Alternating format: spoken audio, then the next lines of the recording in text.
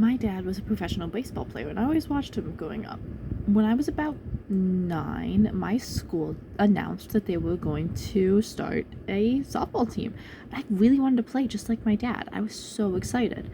So I go, I get the information about playing, I give it to my dad, and he's like, okay, because I really wanted to be just like him.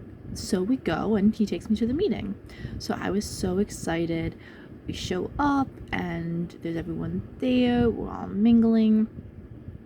But suddenly my dad is arguing with someone, and I have no clue what's happening. He tells me, come on, we get in the car, and we're driving. So finally we get home, and he tells me to get my gloves. So we go, put my gloves on, and we're just throwing the ball back and forth. I'm enjoying it. But then we keep going and going and going. And it was a lot. But he tells me, keep going. We throw it more and more. Dad says, nope, you gotta keep going. So we're throwing it and throwing it and throwing it. Do you want the bat? Yeah, absolutely. I was excited. I wanted the ball. But she said, no. There's a tire, and you're gonna hit it. What? Really? But I want a ball. He told me, no, you're gonna hit it, and you need to develop those muscles. Okay, so I started hitting it. He told me harder. So I hit it harder and harder.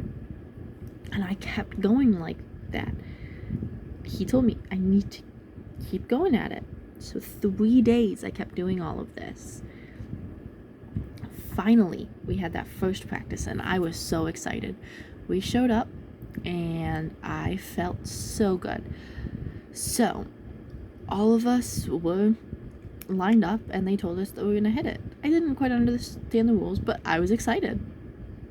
So I stood there watching everyone, and they hit the ball, but it would just kind of bounce a little bit further, but that's it. Making their way down the line of all of us. Finally, it was my turn. I was excited. I came up, grabbed the bat, and they're just like, you ready? Okay, I'm ready. Go, hit the ball. It flies.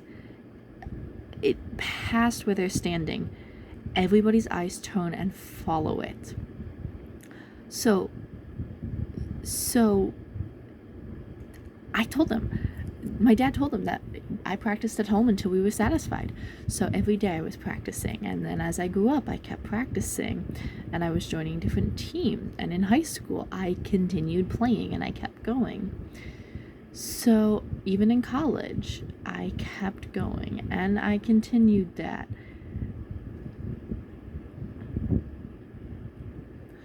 But then one day I was sitting talking to my dad, and I kind of asked him about it, why he was so mad at that meeting and made us go home. My dad said, do you know why? It's because the coach said that you were deaf and that you couldn't play baseball. I was shocked. Looking back, that was crazy.